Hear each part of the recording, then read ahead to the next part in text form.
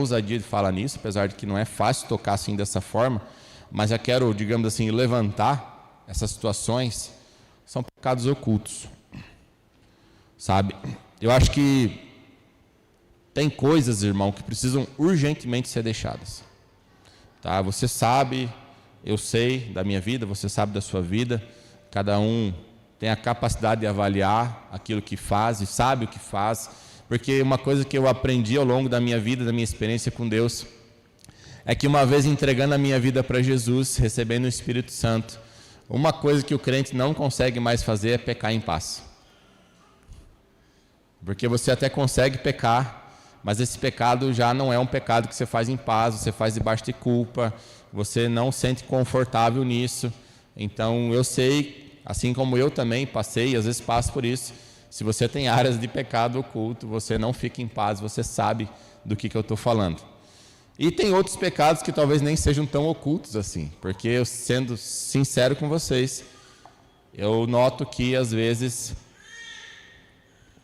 há uma certa despreocupação, uma falta de zelo que me deixa chocado, porque hoje você quase não separa, olhando assim, a diferença do crente e do não crente. É poucas as pessoas que você olha e diz, cara, essa pessoa, ela tem uma vida diferenciada.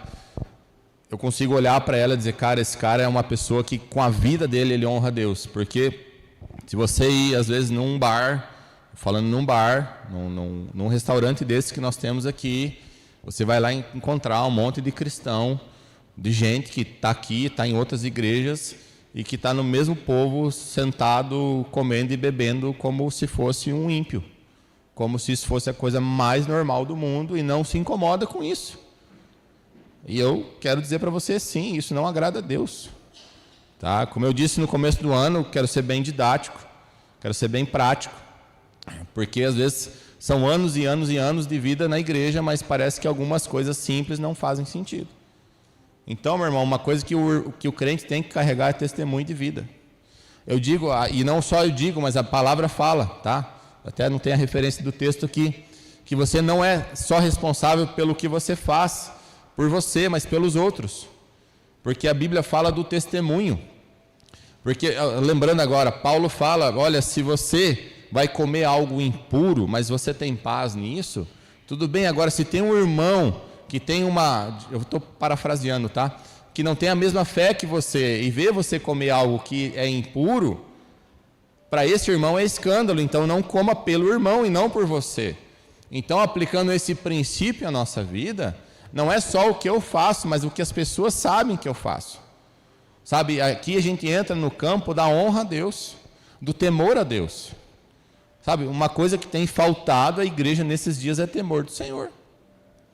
É uma vida dissoluta, é uma vida desenfreada na carnalidade, e ao mesmo tempo está na igreja, vivendo as coisas da igreja, fazendo as coisas da igreja, mas também com as coisas do mundo, e aparentemente confortável.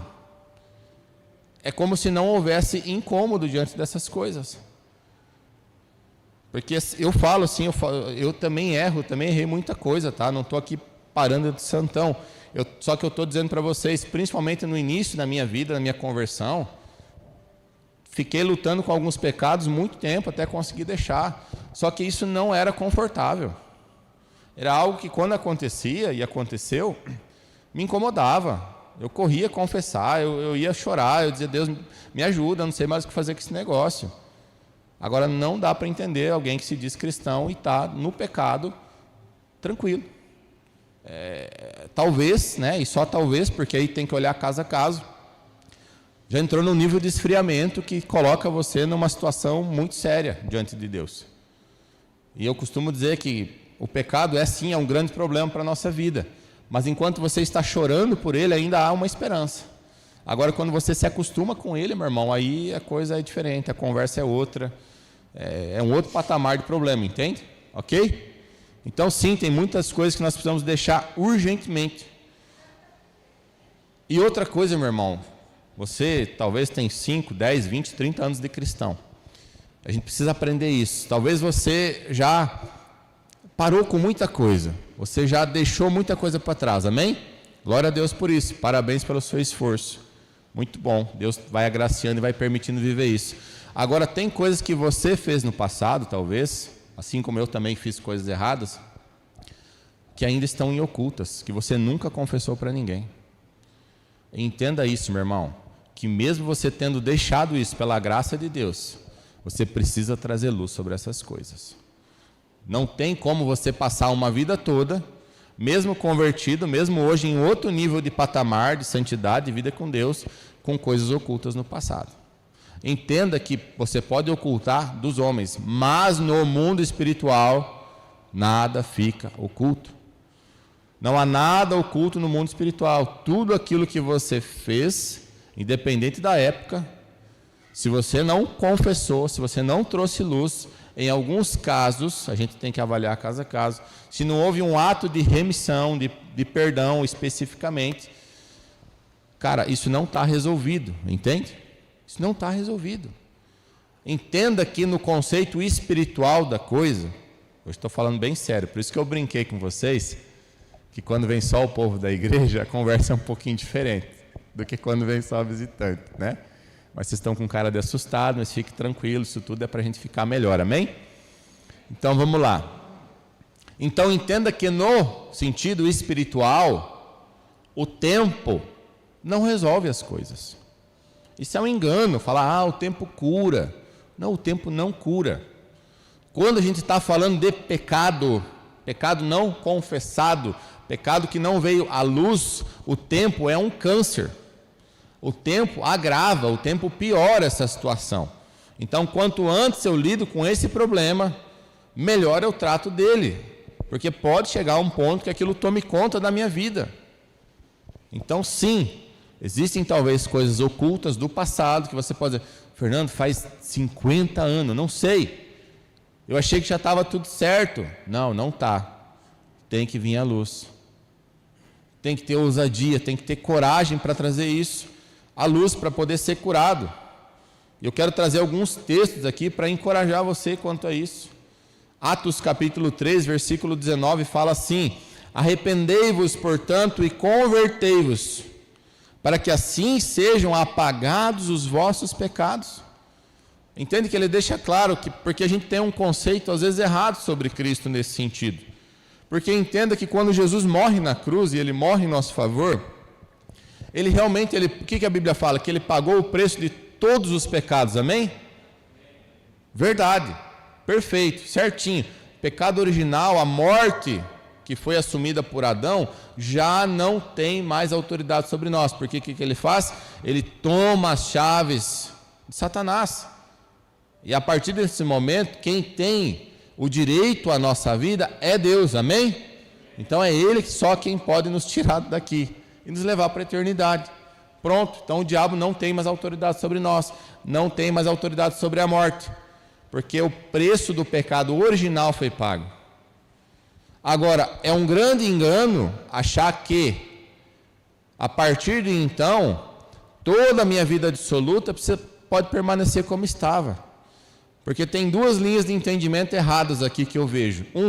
É um estilo de pessoas que acham que porque Jesus pagou o preço de todos os pecados, inclusive eu posso até continuar pecando. Porque, não sei se você sabe, mas existe ensinos nesse sentido. Que o pecado já não é um problema, porque Jesus pagou tudo na cruz. Então está tudo lá. Então se está tudo pago, eu vou continuar fazendo, porque está pago, né? É um raciocínio assim, desculpa a palavra, um tanto quanto idiota, burro, fora de contexto, tá? Desculpa, não quero ofender ninguém. Só ofender a inteligência, mas não a pessoa. E tem já uma outra linha que acha que entende que é importante a santificação, mas não entende que é necessária a confissão. Porque, se Jesus pagou, eu parei de fazer, então está tudo certo. Mas não, ainda assim não está tudo certo. Por quê? Porque é necessário, além do arrependimento, conversão e confissão. Mateus 3, 8 diz assim, e aqui eu gosto muito também João Batista falando, produzir sim frutos que mostrem o vosso arrependimento. Cara, essa palavra é massa. Eu me arrependi, pastor. Eu costumo dizer assim, principalmente quando é casal. Pessoal casado, né, e todo mundo que é casado sabe como é que é bom, né? É um relacionamento intenso, é aquela coisa, legal, é bom, é benção, né? Benção demais, é gostoso. Eu não falo mal do casamento, não, é bom. Só que às vezes é intenso, é uma coisa assim acalorada, né? Acontece, é normal. Aí eu já fiz isso. Aí eu acho que reconheço uma área errada, começo a tentar eliminar isso da minha vida, passa um tempo. Aí sabe qual que é a minha régua para saber se eu mudei realmente nessa área? Eu vou lá para minha esposa e pergunto: Cláudia, você acha que eu mudei nisso? E ela com sinceridade vai dizer sim ou não. Porque ela é a pessoa que realmente sabe se eu mudei ou não mudei. Porque no meu trabalho eu consigo fingir, porque é raso, é rápido. Na igreja eu consigo fingir mais ainda, porque é mais rápido, é mais raso. Talvez você nem cumprimentou todos os irmãos aqui, você nem conhece, nem sabe o nome de ninguém. Agora na minha casa não. Ela convive todos os dias, ela acorda comigo, ela deita comigo, ela almoça comigo, ela janta comigo. Ela conhece as minhas piores versões, ela sabe tudo. Então a régua é a minha esposa. Então eu sei que eu mudei, eu produzi frutos de arrependimento. Não quando o pastor chega para você e nossa irmão, como? Nossa, cara, você mudou. Gente, eu já fui tão enganado, vocês não têm ideia. Estou falando aqui sinceramente, né, Cláudia? Cláudia é minha testemunha. Já fui muito enganado, já teve pessoas que eu olhei e disse: nossa, a pessoa está tão bem e tal. E de repente, né, pela graça de Deus, a gente vai ver e não tem nada de bem, está tudo ruim, está tudo mal. Por quê? Porque é raso. Agora a Cláudia nunca consegui enganar. Ela não. Produza frutos de arrependimento. Nessas áreas que você reconhece que precisa mudar, trabalhe, se esforce, conte com a graça de Deus, porque isso é importante, ao ponto de que as pessoas que realmente convivem com você olhem para você e digam: puxa, você mudou. Cara, como Deus mudou, né? Eu tenho assim uma alegria, eu falo isso não por orgulho, mas por alegria em Deus. Porque quem não sabe, eu morei no Rio Grande do Sul 15 anos e depois voltei para cá, porque eu sou tangarense de nascença. Mas morei lá. Então eu conheço Jesus lá no Rio Grande do Sul. Então as pessoas de lá conhecem o Fernando antes e depois de Jesus. Aqui em Tangará, o pessoal só conhece o Fernando com Jesus. Então eu gosto muito, quando eu vou lá para o Sul, uma experiência que eu tenho, quando encontro alguns velhos amigos, parentes, pessoas que eram próximas, e eles vão conversar e eles falam assim: cara, como você mudou, hein? Nossa, como você melhorou, como você evoluiu. Eu fico feliz, cara, digo, cara, sinal que eu estou dando fruto e arrependimento. Porque eles sabem que é Deus que está fazendo isso na minha vida. Então é isso que a gente precisa hoje, entregar esses frutos a Deus. Tiago capítulo 1, versículo 21 fala assim: portanto, livrando-vos de todo tipo de impureza moral e aparência de maldade. Olha aqui o que ele está falando. Não é só o praticado, mas é aquilo que tem aparência. Sabe, o nível de santidade do crente, cara, eu não sei, é outra coisa que assim me incomoda. É aquele estilo de pregação que fala: não, porque antes era a velha lei, agora é a graça, e trata isso de uma forma rasa, sem aprofundamento. E eu falo para você com convicção o que eu estou falando. Se você não acredita, eu sento com você, a gente pega a Bíblia e vai ler junto, mas eu tenho convicção disso. A nova aliança em Cristo Jesus exige muito mais de nós que a antiga lei do Antigo Testamento. Com certeza. Vai ler Mateus capítulo 5, Sermão do Monte. Vai ler capítulo 5, 6, 7, 8, 9 de Mateus. E você vai ver Jesus dizendo assim: se antes era assim, agora é assim. Se antes você adulterar era pecado, agora se você olhar para a mulher do próximo, você já adulterou. Não é isso que ele fala? Se antes matar era pecado, cobiçar, né? Cobiçar. Se antes matar é pecado, agora só você ter ódio do irmão já é pecado. Na minha leitura, o nível está muito mais alto que antes. O que muda em toda essa história é que a graça de Jesus me permite viver essa realidade, amém? Então não é algo impossível como era na lei. A lei era impossível de ser praticada. Agora, o que está aqui nesse texto que eu vou terminar de ler, você vai entender, isso é possível de ser praticado. Então ele fala: todo tipo de impureza moral e aparência de maldade. Recebei humildemente a palavra em vós implantada, a qual é poderosa para salvar a vossa vida. Sede praticantes da palavra, e não simplesmente ouvintes, iludindo a vós mesmos. Cara, você está há 10 anos na igreja, ouvindo Bíblia, talvez até lendo, não sei, mas não vive, você não está me enganando, tá? Você está enganando a você mesmo. É isso que a palavra está dizendo. Porquanto, se alguém é ouvinte da palavra e não praticante, é semelhante a um homem que contempla o próprio rosto no espelho e depois de admirar a si mesmo, sai e logo se esquece da sua aparência. Porém, a pessoa que observa atentamente a lei perfeita, e olha isso aqui, a lei da liberdade. Opa! Quem está falando de lei no Novo Testamento? Você sabia? A novidade para você, talvez, não é? Então, assim, se alguém um dia voltar a falar daquela asneira, porque antes era lei, agora é graça, você vem, abre Tiago, capítulo 1, versículo 25, senta com ele e lê assim: porém, a pessoa que observa atentamente a lei perfeita, a lei da liberdade, o Espírito da lei, o Espírito Santo. O que Jesus fala? Porque antes era a lei nas tábuas, agora é a lei no nosso coração.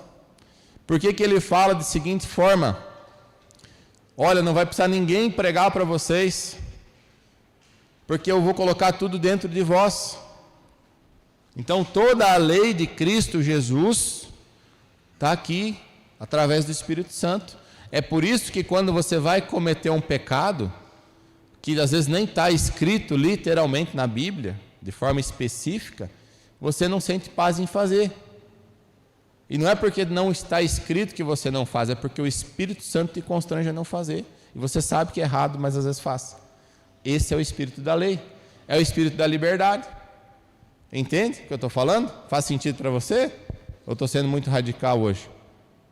Não, né? Tá bom. Espero que voltem sábado que vem. Normalmente quando acontece isso, semana que vem fica metade das pessoas na igreja. Finalizando esse texto, e não só conhece, observa, pratica, mas ele fala, e nela persevera, não sendo ouvinte negligente, mas praticante zeloso, será muito feliz em tudo que empreender. Irmão, a observância da palavra, ela tem que ter constância. E eu falo para você que se lá atrás eu lutava com algumas coisas e pela graça de Deus a gente foi resolvendo, hoje eu estou lutando com outras. Porque Deus vai constantemente colocando coisas na nossa vida, é um aperfeiçoamento. Entenda santidade como algo progressivo. Amém? Então é um aperfeiçoamento em Cristo Jesus. Você pode já não ter nenhum tipo de práticas de pecado escandalosa, coisas assim que constrangem o seu espírito de uma forma terrível. Mas eu garanto para você que às vezes Deus está cobrando, vou brincar aqui com os maridos, né? Às vezes você é um homem de Deus, um cara santo, tem uma vida com Deus, mas volta e meia o Espírito Santo vai lá e te constrange, vai lavar a louça para tua esposa. Aí você vai dizer, não vou, não gosto, não quero. É só um exemplo, só para você entender o que eu estou falando. As mulheres já cutucando os maridos aí. Eu resolvi esse problema lá em casa, comprei uma lavadora, nunca mais Deus me constrangeu quanto a isso. Eu fui, dei um passo à frente. Mas óbvio que tem outras. Porque nem sempre é só as coisas erradas. Porque entende que o que Cristo quer de nós não é apenas que a gente pare de fazer o errado, mas isso é uma obrigação parar de fazer o errado. E aí a capacitação nos prepara para fazer o certo. Entende? É por isso que eu falei lá no começo, assim como João Batista fala, Deus quer um povo habilitado, um povo preparado para Ele. Agora, irmão, se a gente ainda está só lutando com o pecado, é difícil a gente ficar habilitado. Não faz sentido. É como você comprar um carro novo, tanque cheio, PVA pago, carro 0 km, entregar na mão de um ladrão de carro e falar para ele, cara, eu quero que você seja meu motorista a partir de hoje. Né? O Rodrigo já achou graça. Ele não está habilitado para isso, porque o problema dele ainda é um problema com o carro, então eu não posso entregar o carro para ele, cara. Às vezes Deus está assim com a gente, Deus está com tudo pronto, tudo preparado, propósito, recurso, estrutura, tem tudo.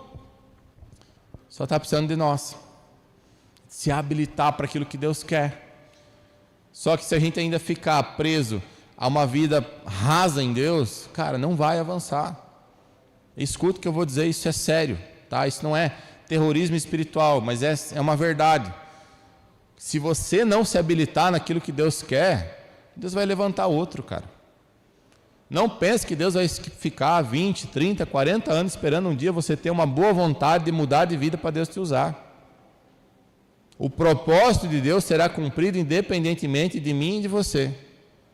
Agora nós temos a chance de participar de tudo isso, se dermos respostas a Deus. Agora, se a gente não der a resposta a Deus, Ele vai pegar quem está interessado.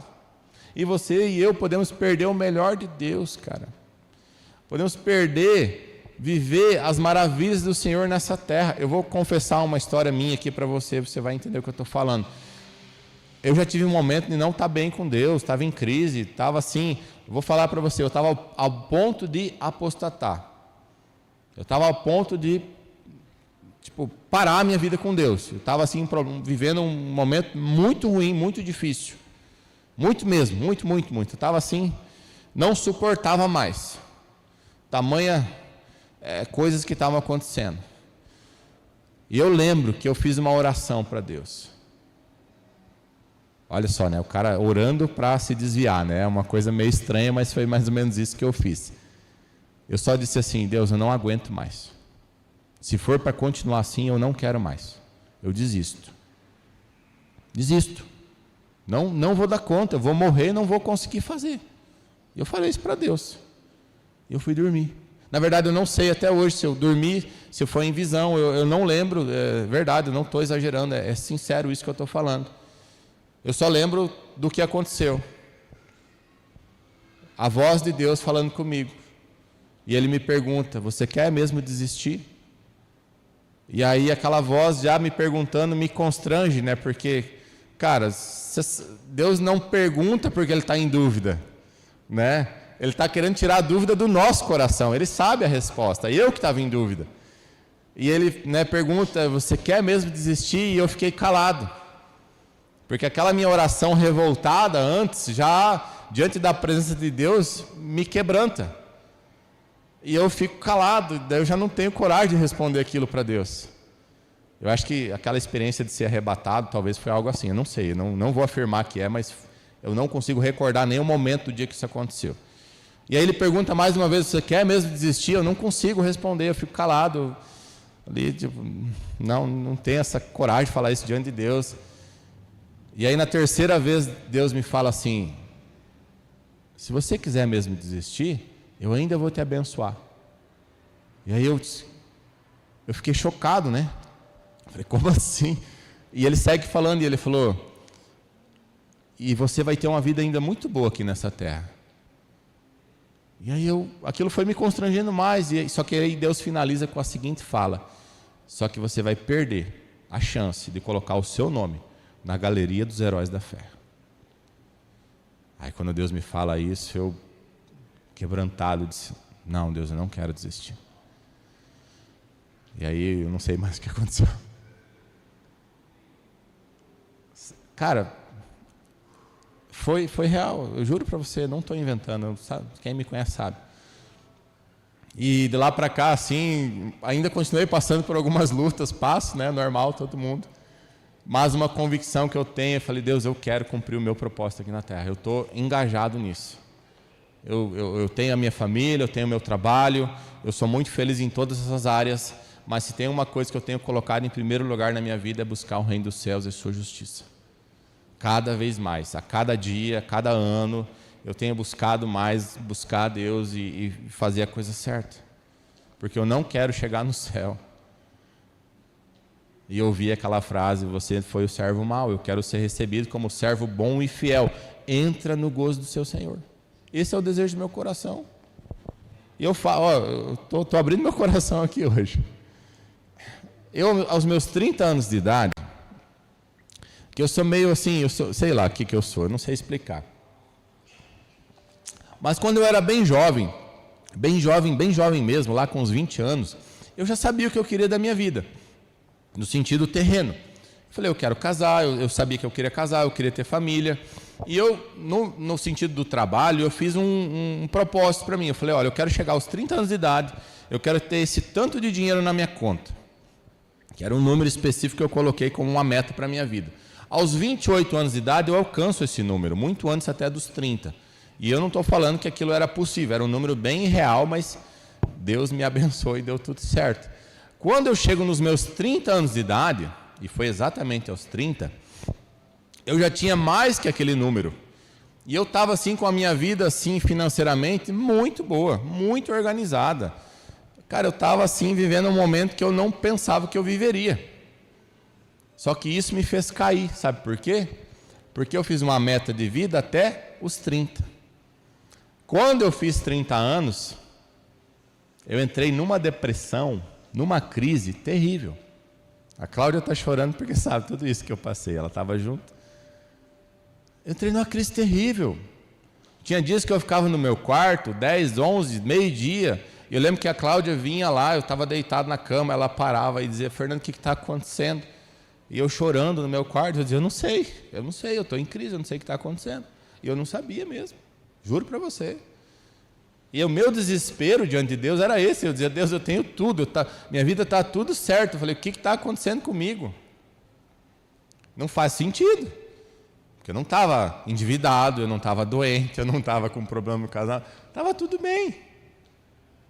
E eu orando, orando, Deus, né? Aí a gente acha um monte de coisa e nada, até que um dia Deus fala comigo.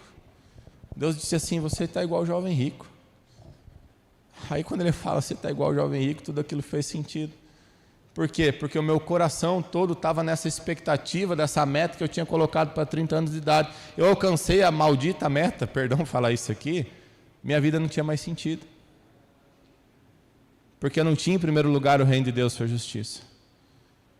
Eu falo isso porque talvez hoje você está angariando coisas para a sua vida e tudo bem. E não tem problema nenhum. Busque tudo isso, faça isso com excelência. Cumpra princípio, Deus vai te honrar, amém? Deus vai te abençoar em todas essas áreas. Agora, nunca coloque isso em primeiro lugar.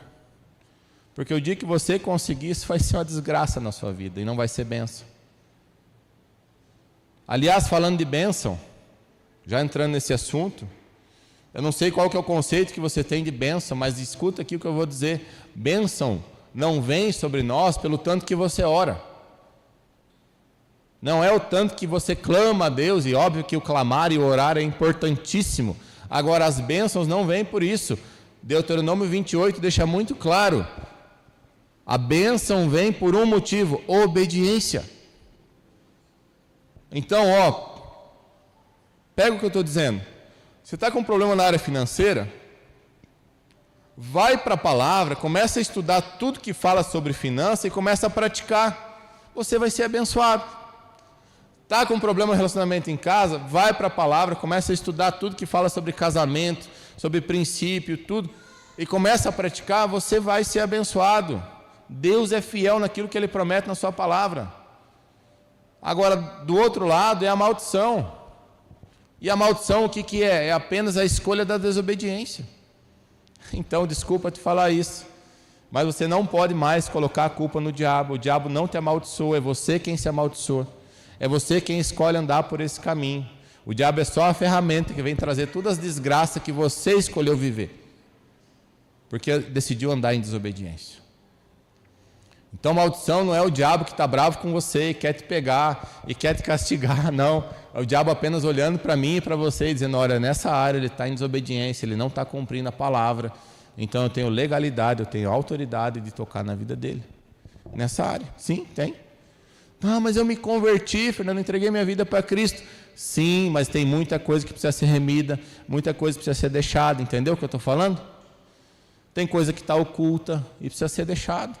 Tem coisa que precisa ser deixado, meu irmão. Tem que vir à luz, amém? Glória a Deus. Eu ia falar sobre fatos específicos, mas não vou entrar hoje. Mas eu quero ler um texto a mais aqui com vocês. Provérbios 28, capítulo 13, fala assim: quem camufla suas faltas jamais alcançará o sucesso, mas quem as reconhece, confessa e abandona. Irmão, confissão é importantíssimo, tá? Confissão é o primeiro passo. O segundo passo é abandonar. Confessar e voltar a fazer não é luz. Então é aquele que reconhece, confessa e abandona. Recebe o quê? Toda a compaixão de Deus. Feliz a pessoa que vive sempre no temor do Senhor. Mas o indiferente, cara, essa palavra aqui eu acho que mexe com a gente. Você está vendo que ele não está falando assim, mas o ímpio, o pecador, aquela pior pessoa do mundo. Ele está falando assim, é só você ficar indiferente às verdades de Deus. Mas o indiferente é o que se volta contra o Senhor, cairá em desgraça. Outra coisa que nós precisamos trazer luz são as feridas na alma. Sabe, eu acho que talvez você e eu, todo mundo de alguma forma passou por coisas assim. E tem coisas aí que talvez ainda estão em ocultas. Eu não sei, talvez você foi vítima de coisas na infância, adolescência e talvez até a idade adulta. Coisas que te feriram, te marcaram. Coisas talvez que você até fez um voto com você mesmo, dizendo, olha, eu nunca vou contar isso para ninguém. Eu não tenho essa coragem, eu não quero que ninguém saiba que aconteceu isso comigo, eu tenho vergonha nessa área. Irmão, você precisa trazer luz sobre tudo isso. Você precisa ter a ousadia, a coragem de chegar diante do Senhor primeiramente, e depois diante de alguém que você reconhece como autoridade, e trazer clareza a isso, dizer, olha, isso aconteceu comigo, eu tenho essa marca, eu tenho essa dor, eu carrego isso há tantos anos. E eu quero dizer que você fazendo isso, você não faz só por você, você faz pela sua família, pela sua descendência. Se há uma coisa que a gente tem observado ao longo dos anos, e também na palavra de Deus, é que quando o pecado não é confessado, quando o pecado não é deixado, de repente a gente vê os nossos filhos fazendo a mesma coisa. Eu já passei por isso. A Cláudia, lembra, nosso filho tinha 3 anos de idade, e o Miguel sempre foi muito calmo, vocês conhecem, convivem com ele aqui um pouco, o temperamento dele. Então ele vinha muito bem, e de repente, assim como que do nada, ele começa com 3 anos de idade a ficar muito rebelde, e não era o perfil dele, e aquilo, no começo eu achei que era só coisa de criança, meu primeiro filho, pai de primeira viagem, mas eu vi que aquilo foi tomando uma proporção muito além do normal, e eu começo a orar por isso, eu começo a buscar Deus em cima dessa área, até que Deus me leva à minha adolescência. Por quê? Porque eu, na minha adolescência, eu fui muito rebelde com meu pai, tive muito problema nesse sentido com meu pai. Então, eu lembro que eu estava em São Paulo, até num encontro específico, Deus trouxe a revelação, trouxe cena, imagem, e eu confesso ali, eu oro por isso. Depois eu tive a ousadia, liguei para o meu pai, falei, pai, eu quero te pedir perdão por essas coisas que eu fiz assim, assim, assim. E eu estava muito feliz com aquilo, e eu lembro que terminei de falar com meu pai, eu liguei para a Cláudia, na verdade, falei, Cláudia, aconteceu assim, assim, assim, tal. Contei tudo para ela, falei, e o Miguel, como é que está? Ele falou, ele está super bem. E aquele problema que ele está? Ele falou, não, ele não faz mais. Bastou apenas eu ir numa área que eu não tinha resolvido, que eu achei que todo adolescente podia ser rebelde, que talvez você também foi, que é uma coisa que às vezes até parece normal, mas meu filho já estava sofrendo com isso. Então essas coisas não são só por nós, mas são pela nossa família.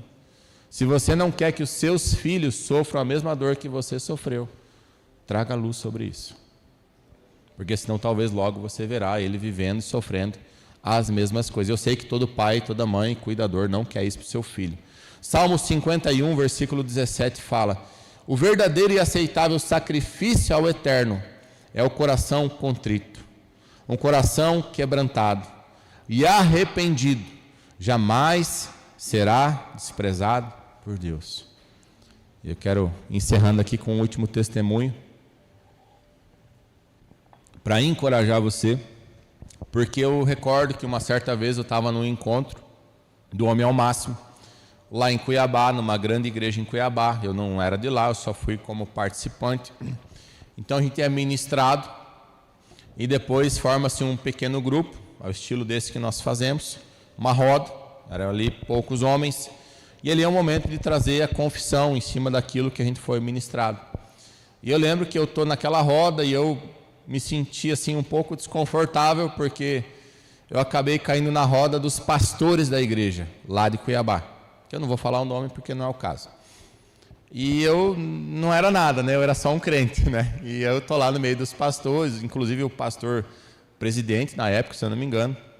E eu falei, puxa, agora a coisa aqui, né, vai ser outro nível. Tudo bem. E eu lembro que eu era tipo o terceiro ou quarto da vez.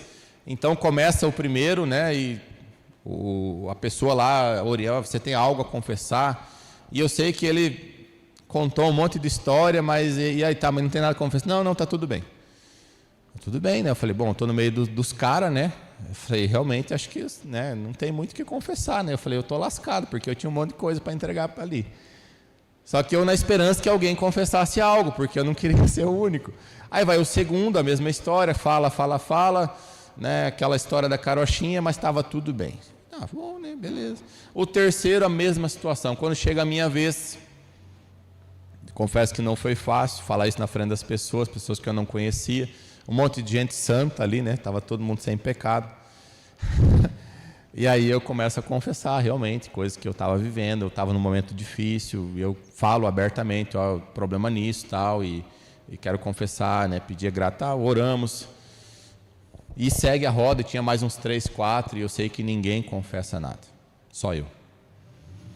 Eu acho que foi uma das piores sensações que eu tive na minha vida. Eu saí de lá, mesmo tendo confessado meus pecados ali diante das pessoas e de Deus. Eu saí muito mal comigo, porque eu lembro que eu fui até o hotel que eu e a Cláudia estávamos e eu ia pensando assim no caminho.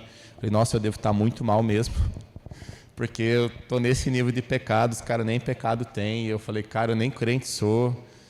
E eu sei que eu fui assim, remoendo aquilo dentro de mim até o hotel. Eu acho que almoçamos e eu fui tirar um sono no período da tarde. E ao dormir, Deus me dá uma visão em sonho, mais uma vez. E eu lembro que era como se eu deitado na minha cama ali no hotel, mas eu me vendo também, né? Tipo, como se estivesse de pé, assim, meio que flutuando. E aí, de repente, eu apareço do jeito que eu estava, só que com uma capa, assim, toda preta.